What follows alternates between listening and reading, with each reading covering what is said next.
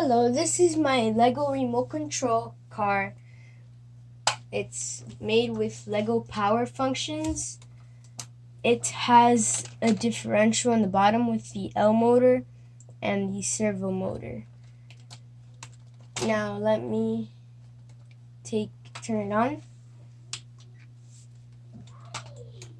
and show you how it works. This is the remote.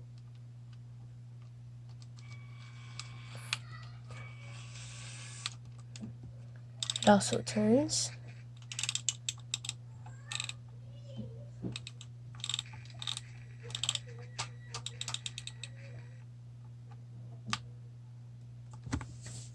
And it also has headlights.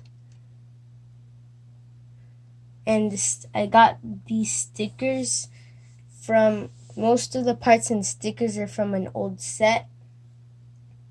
I used all Lego. Everything here is from the Lego. And yeah. Now let me show you it in action.